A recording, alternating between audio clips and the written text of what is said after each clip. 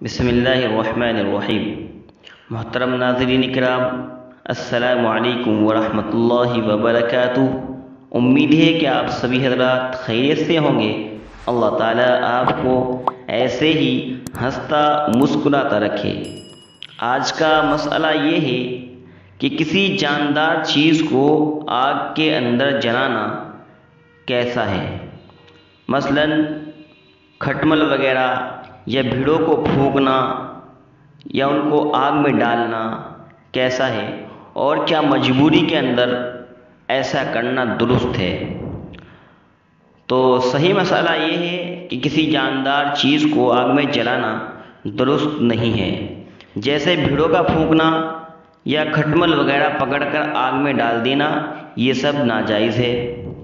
مشکوٰۃ شریف میں رسول اللہ صلی اللہ علیہ وسلم نے اس سے منع فرمایا ہے، اور اگر کوئی مجبوری ہو کہ بغیر پھونکے اور بغیر آگ میں ڈالے کام نہ چلے، تو پھر بھیڑوں کا پھونک دینا یا چارپائی وغیرہ میں کھٹملوں کی وجہ سے پانی کھولتا ہوا ڈال دینا یہ درست ہے۔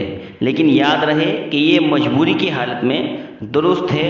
جب اس کے علاوہ کوئی دوسرا راستہ نہ ہو تو پھر مجبوری میں ایسا کرنا درست ہے۔